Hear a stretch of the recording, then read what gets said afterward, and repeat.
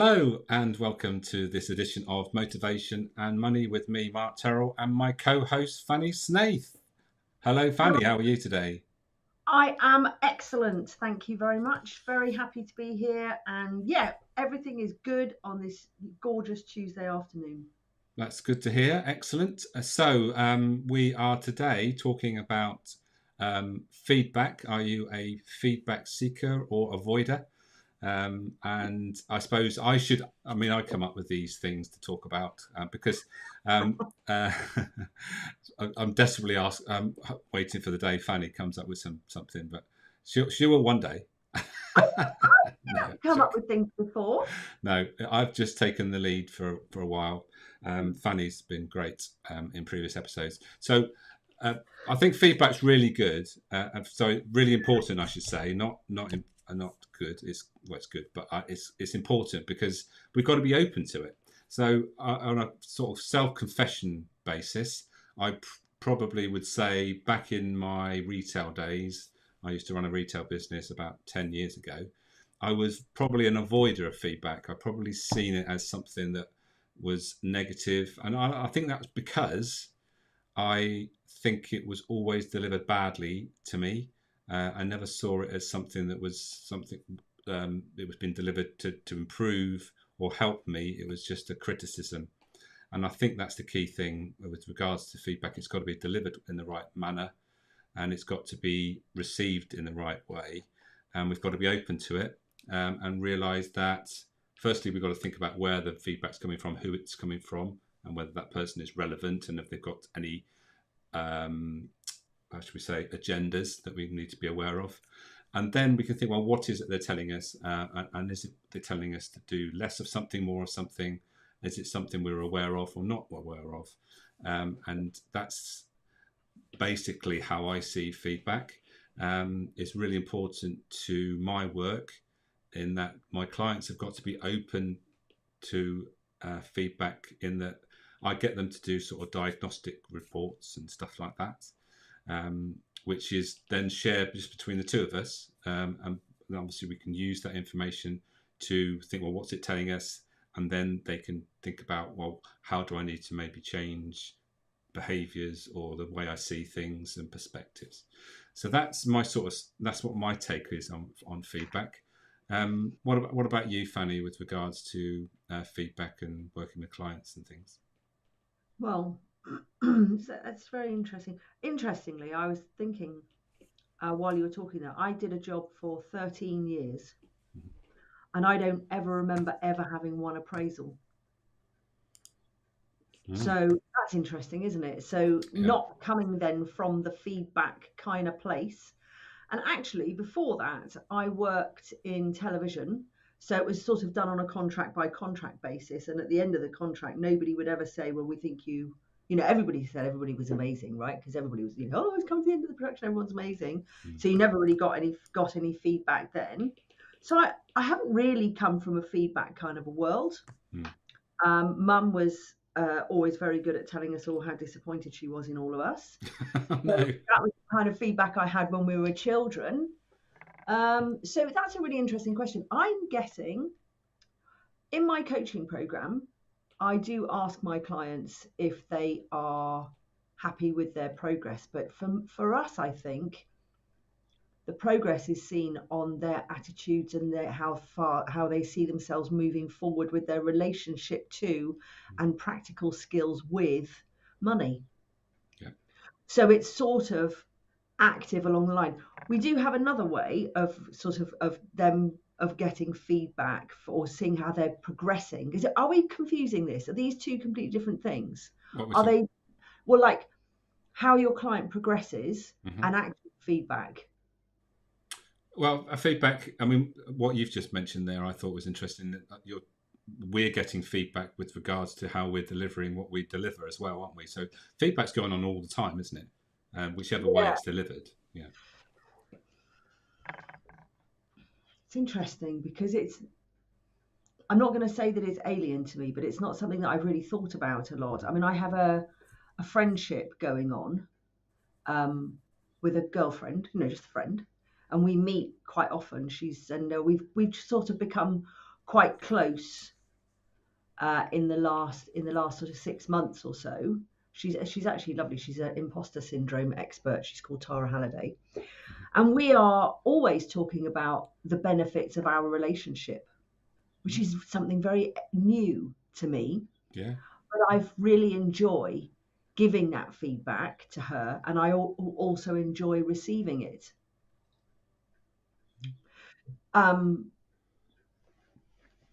So that then brings me back to the age-old adage that we've talked about before, is us being able to exchange the value of each other, the value of things. Yeah. So when you're asking for feedback, sorry, you've set my brain completely in a spin, Mark. That's all right. Great. You are making sense. So it's okay. Yes, fine. But you really set me on a path that I never thought I would go down. So we're talking about feedback. Okay, so are we feedback? Do we want feedback or do we avoid it? That's the question. Let's start with the question. And then I pose the question, are we talking about feedback to you as a coach and me as a coach, i.e., when you're working with somebody, are you saying to them, am I doing a good job? Right? Is that basically what we're talking about? Yeah, it can be. Yeah. What do you mean it to be when you set the question? When you set well, it's about feedback in general. As a person, do I seek feedback, or am I a avoider? As I've just shared, I was very much avoider. I'm now a seeker. I actively look for it, and that was one of the. I did a course 3 or 4 years ago, and it opened my eyes up to realise what the power of feedback is from the right people. So we've already talked about, I'm going to share a model, but if you reach out to the right people and get feedback from the right people, they're going to be honest with you. It's that classic, what's a good friend? A good friend is someone that will tell you how it is and not try to, make it out something different. So it's being honest, but not in a nasty way, just saying, well, I see this in you and I don't think you do enough of this. And I think you should, be more expressive in this, that, or the other, whatever they see. And we can't do that unless we get that feedback from others, because sometimes we just can't expand our knowledge of ourselves without that from others. No. Yeah. But you're absolutely right. You need to be very careful who you ask or who you receive it from, because sometimes it can be received without request. From people who aren't the right people to receive it from. Yeah. That was a very, So that criticism, I suppose, that's when it comes into, could be criticism. And I suppose you have positive criticism. And you can have positive criticism, can't you? Yeah. Yeah. Like film critic, they do good and bad. So that's that. But again, I'm thinking that it comes down to its exchange again, isn't it? It's being able to exchange opinions and exchange things, and therefore all of that is attached again to value. Yeah. So valuing from the person that you're receiving it from, giving it to. Yeah. And also value of the self. Yeah. Being able to be how you receive it, how you're able to receive it. Yeah. I mean, it's just, as I said earlier, it's being open to accepting it and receiving it in the spirit that it was given to you. And interesting, I don't know whether you've been watching the tennis, Wimbledon. A tiny bit. Well, there was an incident with Rafael Nadal with a young player who basically. Rafa decided at a point in the proceedings, there had been some things going on, that he called over his opponent and wanted to tell him something, and actually it was taken completely in the wrong context and actually backfired on him. He was doing it for what he thought was the right reason, but actually, in hindsight, he realised actually what he was saying and to his other opponent was actually almost like the putting himself on a. Oh, it was something to do with, oh gosh, I can't remember what was going on now. It's to do with the roof. One of them wanted it opened and one wanted it shut and all that sort of shenanigans that go on now. and it's all to do with the light and the light levels and all that sort of stuff. And Rafa decided that he should sort of tell something or share something with his opponent, which wasn't well received. And it's a classic example where it was his best intention. He wanted to say it in the best intention, but it wasn't well received, and it sort of backfired on him, and he had to apologise, and he realised it wasn't the time and the place. So that's where feedback goes wrong. But if we go back to how feedback should be sort of delivered and also accepted, it's about allowing ourselves to learn more about ourselves so we can grow as a person. And our work, both our work, is key. It's key for people to open up, realise that they're working with us because they want to change something, and you can't change something without getting some sort of feedback as to what was the situation or what needs to change, and we need to sort of get to that point. So we're talking about vulnerability as well then, really? Yeah, I think so. Yeah, we do need to be open, to be vulnerable. Yeah. For, because if you just, boom, close yourself down, then you don't move anywhere, do you? That's right. That's right. Would be a good time to share the Johari model. Shall I do that? Yeah. Are you going to tell us a little bit about Johari? Or are you just going to do the model? So Johari the Johari window, which I'm going to share, was created by a Joe and a Hari. I can't remember the surnames, but basically they came up with this model, which regards to how we, with feedback, we can expand our panes of knowledge about ourselves. So let me just share what I have on my iPad. So this is the Johari window model, and you'll see there's basically a square with what we call 4 panes in it. So if I just highlight firstly, if I get my... Before you go on, yeah, for the viewers, it's a psychological tool created by Joseph Luft and Harry Ingham in 1955. There you go.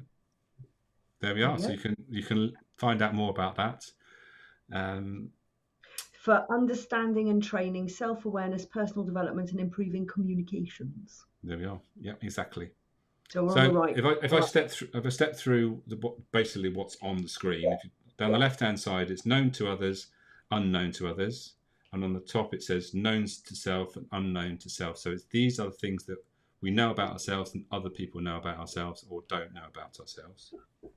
And then the 4 panes, we have this one, which is the public pane. And if you see top of that pane, it says known to self. So it's something we know about ourselves. And to the left of the pane, it says known to others. So this is public. Everybody knows about it. You know about it, and people that you that are around you know about. So I'm Fanny Snaith. I'm a money coach, and I live in Cheltenham. Yeah, that sort of knowledge. It might, obviously, however much detail would depend on who that person is. So this is public knowledge. Then we think about what we call the blind spot, the blind panel. So this is stuff known to others, but not known to us. So this is where we can use feedback in that people can tell us things which will help us to understand ourselves better, the way we are impacted and how we are perceived and all those sort of things. So we can increase our public pane by reducing the size of the blind panel, and I'll explain how that. I'll move this on in a second. I'll show you. And then we go down to the 2 panels at the bottom, known to self but not unknown to others. So this is the private. So these are things that we know about ourselves that we choose not to share with others, which we're always going to have a private part to ourselves. And then we've got the unknown, which is unknown to us and unknown to others. So I noticed that's the biggest part of the pain. Yeah, and that's the thing that is sort of always expanding, because as we grow as a person, there's more things that we need to learn. So it's not something you suddenly, I know everything. It's about realizing that we're always growing. And if you're in that mindset, a bit like the growth mindset thing, where we're always growing and accepting that we're making mistakes because we don't know everything, and having that growth mindset. So that's the 4 pains. So what we essentially what we need to think about with regards to feedback is that if we ask repeat feedback, we are increasing the public pain and reducing that blind spot, because we're getting that feedback because it's known to others. So other people have noticed things, and then they're giving us feedback, and then we can then use that information. Okay. And then by disclosing things about ourselves, so being more open, we can then increase the public pain, so we become more public and aware, and reduce the private, because let's just go back. Because it is things that we are disclosing about ourselves that other people didn't know, and now are becoming less private, I suppose you could say. So that private panel. So that's how the Johari window process, sort of the model works. Yeah. And that's how the feedback, what we can talk about, fits in with regards to increasing our public knowledge about ourselves, sharing more about ourselves. It gives us more knowledge and more self-awareness, essentially.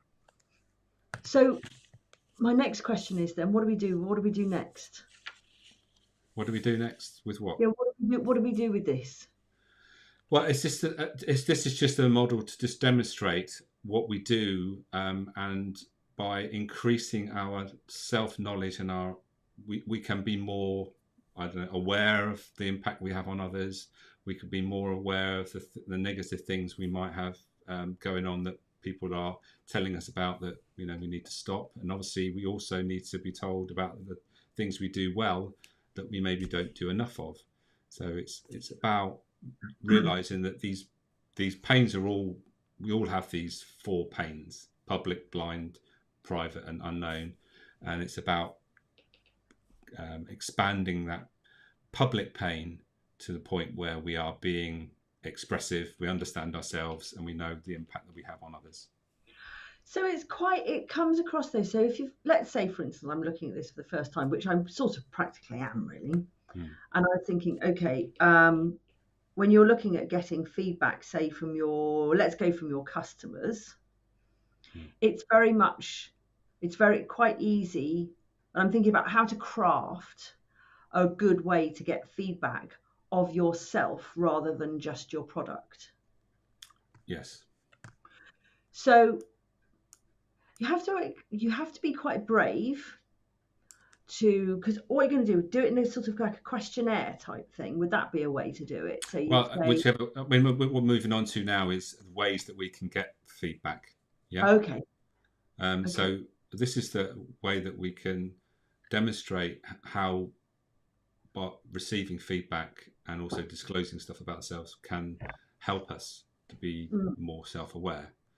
But when we talk about the way we get feedback, there's lots of ways. So we as coaches, we can get feedback from our clients, and so they tell us how they're getting on and what's good, what's bad, what needs to be improved, all that sort of stuff. But also when we're working with clients, they have to be open to feedback in many ways with regards to where they are today and where they want to be, and then we've got to sort of have almost like a measurement of how we're progressing. And I've got lots of sort of diagnostics that I use with my clients. Have you? Yeah. I'd be interested to know what tapping away. Well, I'm actually looking for something because I remember once I was doing some work with, or there was a challenge or something, and it was about. Somebody said send out a questionnaire to people that you know to find out more about yourself. So I was thinking maybe this is the sort of thing. Here we go.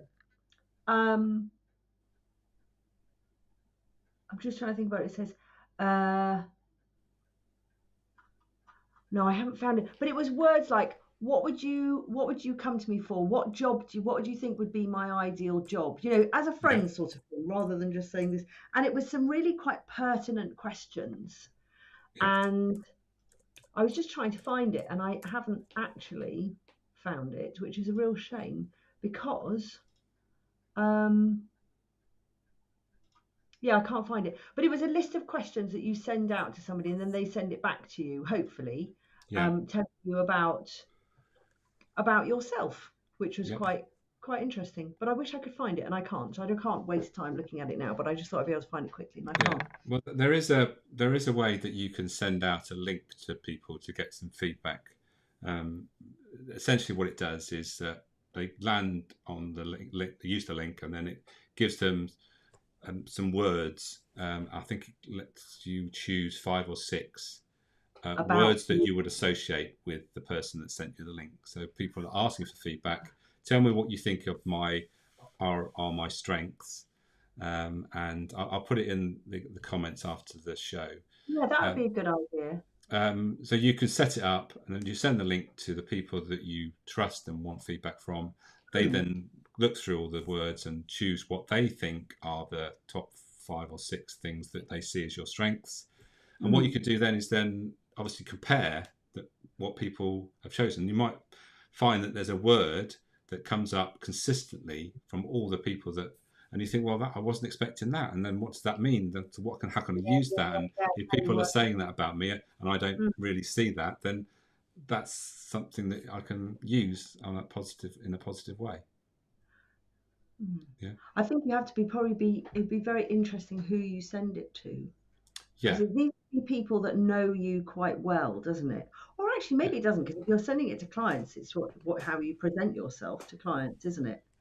Yeah. I mean, it doesn't matter who you send it to. I mean, you've got also obviously with everything in context, where it came from, who they are, makes a Mm, difference, doesn't it?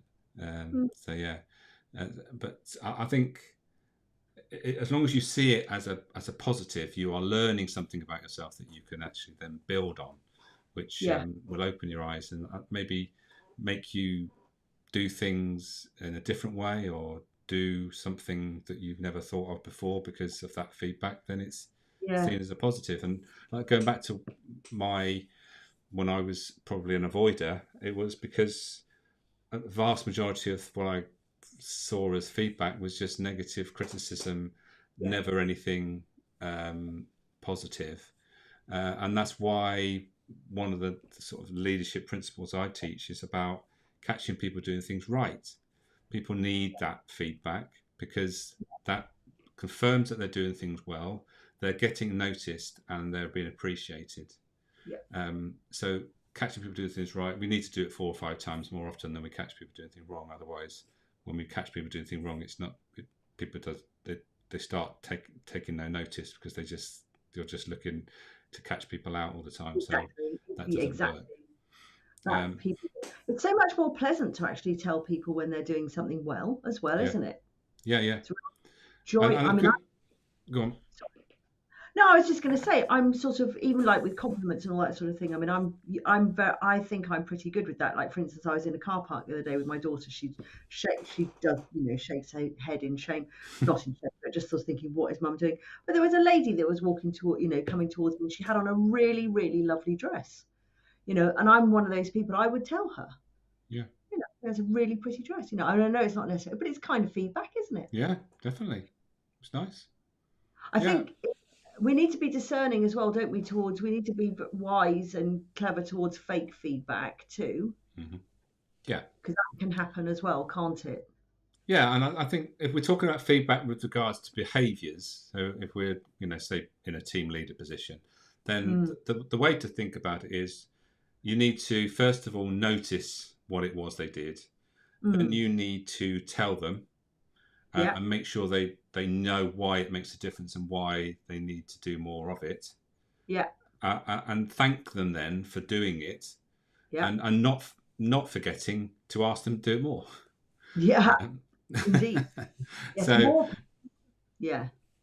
so it's you follow that sort of 5 step process, then you're Mm. more likely to get people to do more of what you see as sort of good behaviours and good actions. And also, if you're giving people feedback like that, it's then thinking about how they view you.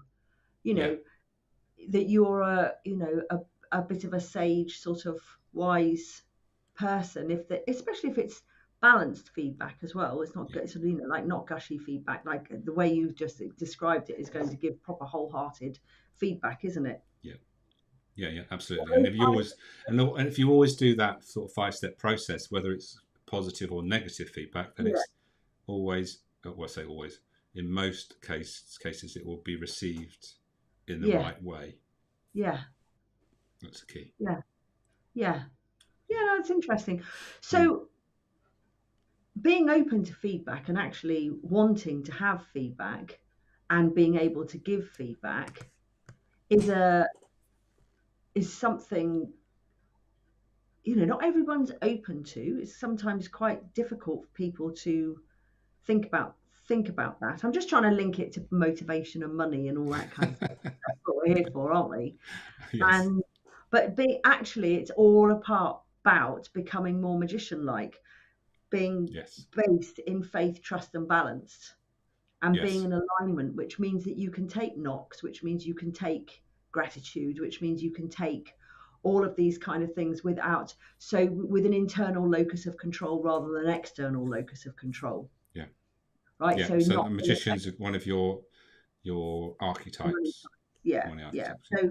So really what you're if you're if you have sort of faith, trust, and balance, and good self-trust, etc., then you're not going to be too knocked off your perch by what other people say. You're going to be able to take it on board, consider it Yeah. openly, and move forward and learn from it.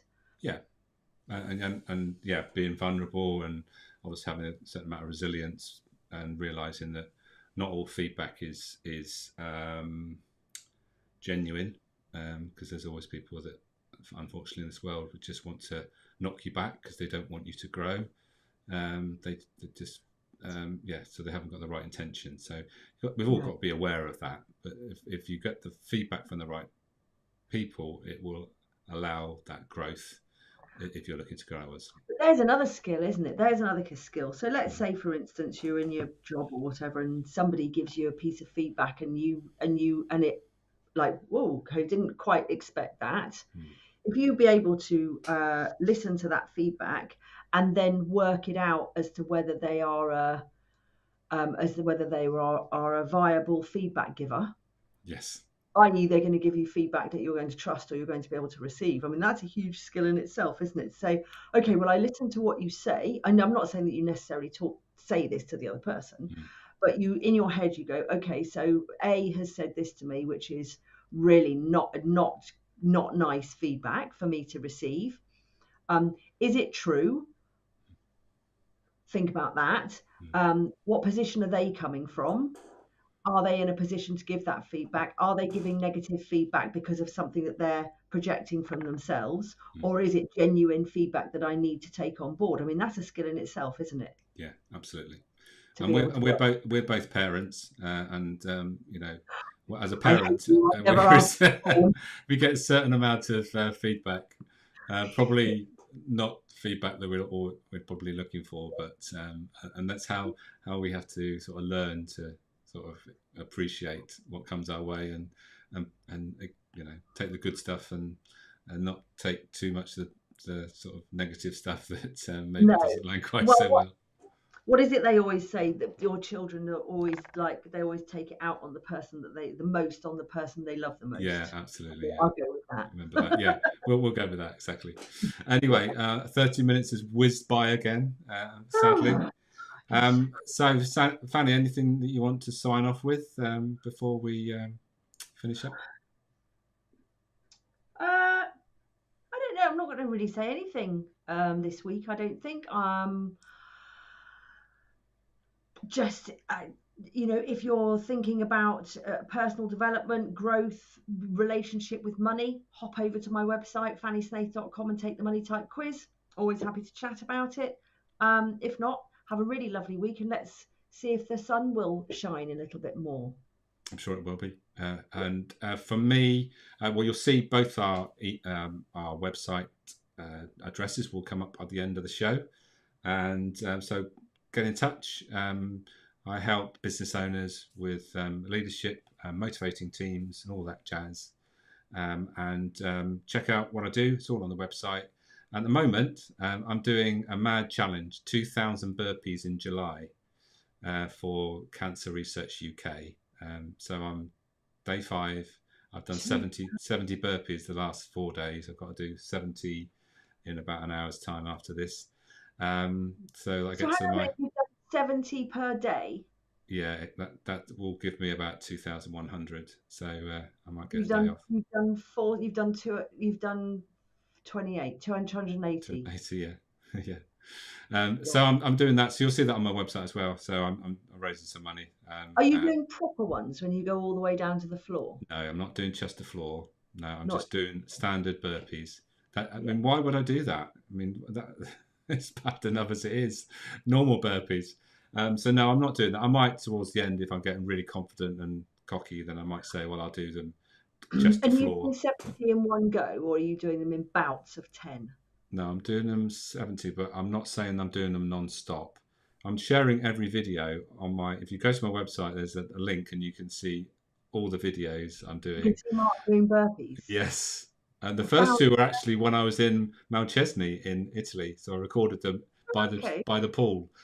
So if you want to laugh, me doing 70 burpees, pick the day. I'm going to post them everywhere now. So anyway, so and anybody wants to give me support on that, that would be fabulous as well. So without further ado, I think we should wrap up. Thanks again, Fanny, and looking forward to the next one, whenever that is. Yep. And for everyone watching, have a great day, and we'll catch you again very soon. Yeah, take care, everyone.